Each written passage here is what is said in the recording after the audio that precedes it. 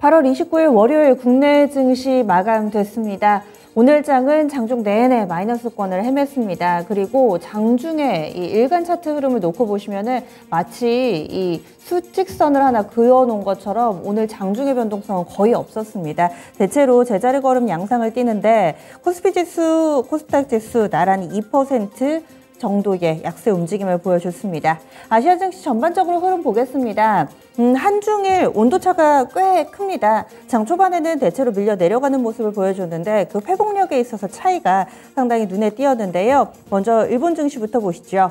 일본 증시는 미국 증시 흐름 고스란히 좀 이어받았습니다. 근래 들어서 29,000엔선 넘어섰다가 이후에 꺾여서 오늘 장에서는 28,000엔도 일단은 이탈되는 모습을 보여줬는데요. 그래도 일반 니케이 225 지수는 밴드를 벗어나지는 않았습니다. 추세는 그대로 유지되고 있는 가운데 지난주 후반 미국 증시의 낙폭 영향받으면서 오늘 장에서는 2.68%, 66% 이 정도의 약세 움직임으로 거래 마무리가 됐고요. 27,874.50엔대 종가를 형성했습니다. 일본 증시는 8월 10일 즈음에 기록했던 직전 저점 부근에 테스트 들어가 있는 상황입니다. 이탈은 아직은 아니고요. 다음은 중국 증시 넘어가겠습니다. 한중일 가운데 중국이 가장 잘 버팁니다. 지금은 상승 전환까지도 만들어 놓고 있는 상황인데요. 전약 후강입니다. 장 초반에 개파락으로 출발해서 오전장에는 계속 만회를 하다가 오후장에는 상승불도 들어와 있습니다. 상해 종합이 0.01%, 물론 미미한 수준의 상승이기는 하지만요. 글로벌 증시 대비해 봤을 때 몇 없는 상승 국가 가운데 하나입니다. 3,236.41포인트 기록하고 있고요. 심천 쪽은 0.57% 밀려 내려가는 모습 보여주고 있습니다. 한중일 중 일본이 가장 선방하고 있는데 대체로 평가들은 전 세계적으로 이 금리 인상 기조를 타고 있는 상황 속에 중국은 인하를 택했으니 그래서 상대적으로 미국의 영향을 덜 받는다. 이런 해석들이 나오고 있는 모습입니다. 이번에는 국내로 넘어가겠습니다. 환율입니다. 결국에는 또 13년 내 최고치를 썼습니다. 오늘 종가 기준으로도 큰 폭의 상승 움직임을 보여줬는데 환율 급등한 거 대비로는 증시가 이 정도면 덜 밀렸나라는 생각이 들 정도로 오늘 원달러 환율이 20원 가깝게 급등을 했습니다. 종가가 1,350원 터치가 나오네요. 터치뿐만 아니라 안착했습니다. 1,350원 40전입니다. 거의 가리고 보시면은 유로라고 보셔도 무방할 정도로 1,350원 40전에 거래 마쳤고요. 전거래일 대비로는 19원 10전 오른 수준에서 원달러 환율 마감이 됐습니다.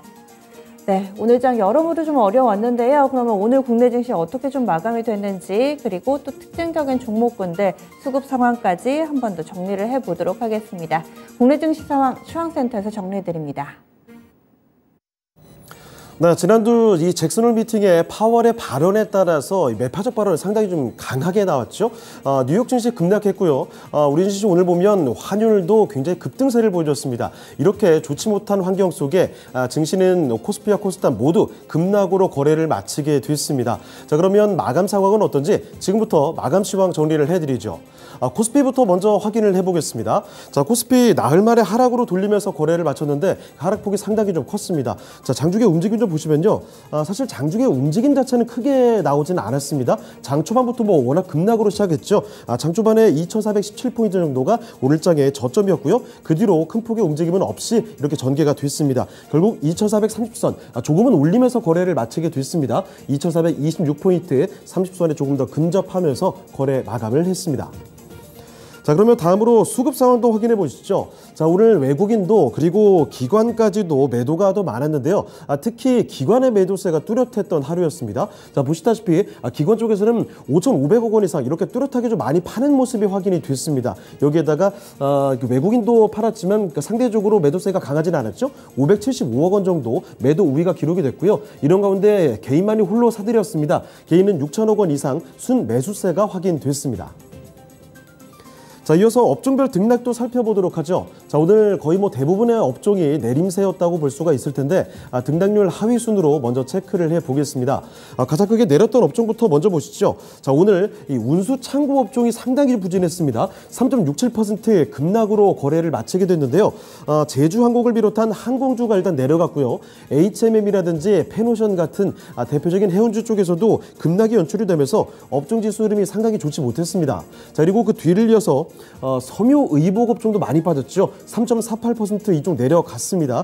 이틀 연속으로 큰 폭으로 밀리는 흐름이 연출이 됐고요. 자, 그리고 그 뒤를 이어서 이 서비스 업종도 상당히 부진했습니다. 3.28% 내려가는데 네이버부터 카카오까지 이렇게 대표적인 성장주들이 큰 폭으로 빠지면서 이 업종 지수의 하락이 뚜렷하게 나타났습니다. 자, 그리고 그 뒤를 이어서는 건설업종 3%, 의료 정밀까지도 거의 3% 가까이 내려가면서 거래를 마치게 됐습니다. 자, 반대로 등락률 상위 순으로도 체크를 해보시죠. 오늘 뭐 뚜렷한 강세를 보였던 건 딱 한 가지 업종입니다. 자, 비금속 광물업종 정도죠. 비금속 광물업종이 전장 대비 1.49%에 뚜렷하게 이쪽만 한 가지만 올렸습니다. 아무래도 이 대표 종목인 이 포스코 케미칼이 오늘 역시나 강한 흐름을 계속 이어갔고요. 자, 거기에다가 유리 관련주인 금비가 오늘 시장에서 부각이 되면서 업종지수 강세를 이끌었습니다. 자, 그렇지만 비금속 광물을 제외하고는 모조리 하락이었습니다. 철강 금속부터 0.4% 내렸고요. 전기가스와 그리고 통신까지 0.6%대 내림세 확인이 됐고, 그리고 기계업종도 1%가 넘게 내려가는 모습, 모조리 하락하는 모습이 확인이 됐습니다. 자, 그리고 시가총액 상위 종목들 흐름도 이어서 확인해 보겠습니다. 뭐 이쪽도 역시 모조리 하락이었다고 봐야 되겠죠. 먼저 반도체부터 보겠습니다. 나란히 뚜렷하게 하락했던 반도체 투톱이었는데요. 삼성전자부터 보시죠. 6만 원대 회복이 오히려 더 멀어지고 있습니다. 전장 대비 삼성전자는 2.3%, 2% 넘게 급락으로 거래 마쳤죠. 58,600원까지 내림세 확인이 됐고요. 자, 그리고 SK하이닉스는 낙폭이 더 크게 나타났습니다. SK하이닉스는 전장 대비 2.7%가 내리면서 92,500원에서 장을 마감하게 됐습니다. 자, 그리고 다음으로 2차전지로 가보시면 그나마 최근 강세 흐름을 보여줬었던 LG 에너지솔루션, 바로 이 종목까지도 함께 내려가는 하루였습니다. LG 에너지솔루션도 전장 대비 1% 내려왔죠. 45만 9,500원에 장을 마쳤고요. 아래쪽에 LG화학 이쪽 2% 가까이 내렸습니다. 그리고 삼성 SDI도 1.7% 빠지면서 2차전지 관련된 종목들 모조리 하락하는 모습 확인이 됐고, 다음으로 바이오 종목들도 보시면요. 역시 함께 빠졌습니다. 삼성 바이오로직스 먼저 보실까요? 이쪽도 전장 대비 2%가 넘게 내려가면서 82만 9천원에 장을 마감하게 됐고, 그래도 양봉이 좀 기록이 되긴 했죠. 그리고 아래쪽에 셀트리온도 보시면 셀트리온도 역시 2%가 넘게 내려갔습니다. 셀트리온도 2.1%가 내려가면서 18만 5,500원에 오늘 장 마감을 했습니다. 자, 그리고 다음으로 인터넷주들 가보시면 나란히 하락 마감인데요. 낙폭이 가장 컸습니다. 역시 아무래도 미국의 금리 인상 의지를 보고 나서 이 나스닥이 급락을 했던 영향을 고스란히 받게 된 거죠. 대표적인 성장주인 인터넷 플랫폼 네이버와 카카오 모두 많이 내렸습니다. 네이버가 3.3% 내려갔고요. 특히 카카오의 낙폭이 아주 뚜렷했습니다. 시총 상위 종목들 중에서도 가장 큰 폭의 하락이 연출되면서 오늘장 무려 5%가 내려갔죠. 72,200원이 오늘장의 종가였습니다. 자, 그리고 자동차로 넘어가 보시면 여기도 역시 휘청였습니다. 현대차와 기아 모두 다 역시 파란불 들어왔는데요. 현대차가 2.5% 내려갔죠. 18만 8,500원의 거래를 마치게 됐고, 기아가 낙폭이 그나마 좀 적었습니다. 1.7% 내림세로 7만 7,500원의 거래를 마치게 됐고요. 그리고 이어서 나머지 종목들 삼성물산부터 좀 보시면 이쪽에는 뭐 지주사 전환 불가능 분석 등 뭐 좋지 않은 분석들이 계속 나오고 있습니다. 이에 따라서 역시 하락하는 모습, 전장 대비 3% 가까이 내려갔습니다. 11만 9천원에 오늘장 마감하게 됐고요. 철강 대장주인 포스코 홀딩스도 2%대 내려왔고, 은행 대장주인 KB금융도 마찬가지로 1.8% 내림세입니다. 4만 9,200원의 거래를 마치게 됐습니다. 자, 다음으로 특징주로 넘어가 보시죠. 첫 번째 특징주로 보시면 인플레이션 감축법, 미국의 인플레이션 감축법이 워낙에 화제가 되고 있죠. 이 수혜주들의 주가가 고공행진을 계속 하고 있습니다. 이 IRA 관련한 수혜주들이죠. 자, 오늘같이 어려운 장 속에서 역시나 이 또다시 주도적인 모습을 보여줬던 종목들입니다. 자, 먼저 2차전지 관련된 종목들이 강한 모습을 보여줬습니다. 그중에서도 EN플러스 같은 종목도 오늘 주도적으로 확인을 해줬는데 윗꼬리를 좀 길게 길게 달았지만 그래도 10%가 넘게 급등으로 거래 마치게 됐죠. 이쪽은 배터리 폭발 예방 소재가 글로벌 최고 등급을 인증했다. 이런 호재성 이슈와 함께 급등세를 보였고요. 그리고 이수화학과 한농화성 같이 이렇게 전고체 배터리 관련된 종목들 강했습니다. 특히 이수화학은 12%대 급등으로 거래를 마치게 됐고요. 그리고 고려아연이나 세비캠 같이 폐배터리 관련돼서 주목을 받는 종목들도 뚜렷하게 강세 움직임이 나타났고 포스코 케미칼 같은 2차전지 소재 그리고 하나기술 같은 2차전지 장비까지 2차전지 관련된 종목들은 전반적인 강세로 거래를 마쳤습니다. 그리고 이어서 원전 관련된 종목들인데요. 특히 오늘 강했던 이 대한전선 같은 경우에는 사우디의 네옴시티 수주에 대한 기대감도 붙으면서 4% 넘게 뚜렷하게 강세 움직임이 나타났고 두산 에너빌리티도 시장 대비해서는 이렇게 선방에 준 모습이었죠. 이 밖에 G2파워라든지 조광 ILI 같은 종목이 시장 대비 강한 모습 나타났고 에너토크는 종가상으로는 하락으로 조금 전환하면서 거래를 마쳤습니다. 그리고 이어서 태양광 종목들도 좋았습니다. 특히 현대에너지솔루션 같은 종목이 향후 실적 개선 기대감도 지속이 되고 있고요. 거기다가 주가가 한 단계 레벨업할 것이라는 전망도 나왔습니다. 그래서 현대에너지솔루션 2% 넘게 강했고 OCI나 하나솔루션 같은 종목도 이렇게 오름세로 거래를 마쳤죠. 자, 이 밖에 수소 관련해서는 효성중공업이 오늘장 전장 대비 3.4% 오름해서 거래 마쳤고요. CS윈드가 풍력으로는 대표적으로 3.5% 오름해서 거래를 마치게 됐습니다. 자, 그리고 하나 더 보시면 방산주들 역시 시장 대비 좋았습니다. 역시 최근 강력한 수주 모멘텀을 가지고 방산주들의 활약이 이어졌죠.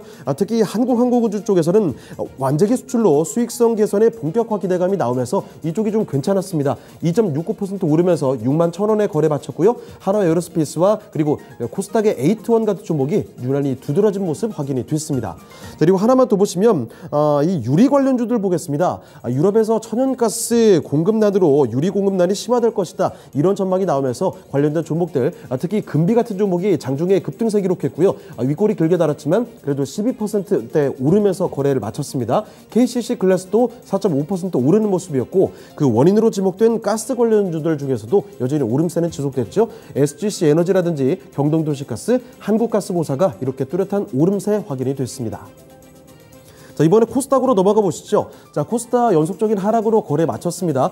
전장 대비 무려 3% 가까이 내려가면서 2.8% 하락으로 거래를 마치게 됐죠. 거래 대금은 5조 원 조금 넘게 집계됐고요. 종가는 780포인트 조금 못 미치면서 779포인트 확인됐습니다. 자, 장중의 움직임 보시면요. 역시 코스피와 비슷하게 장중의 움직임은 제한적으로 전개가 됐습니다. 장 초반에 775포인트 저점을 만들면서 결국 횡보세를 거의 보이면서 거래 마쳤죠. 780포인트 근방에서 거래를 마치게 됐습니다. 자, 수급 상황도 이어서 확인을 해보겠습니다. 수급 보시면요.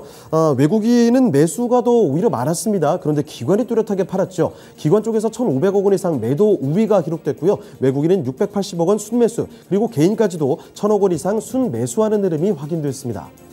자, 그리고 이어서 시가총액 상위 종목들 흐름 보시죠. 역시 코스닥 시가총액 상위 종목들도 큰 이슈 없이 모조리 좀 내려갔습니다. 제약바이오부터 먼저 보시면요. 셀트론 형제들이 이틀 연속 하락이었죠. 헬스케어가 2.9% 내려가면서 7만 원 아래로 내려왔고요. 셀트론 제약도 4% 넘게 뚜렷한 하락이었습니다. 7만 5,100원에서 거래를 마치게 됐고 HLB 2.9% 그리고 아래쪽에 알테오젠도 4% 넘는 급락을 보여주면서 거래를 마쳤습니다. 자, 그리고 2차전지로 넘어가 보시면요. 먼저 양극재 관련된 종목들입니다.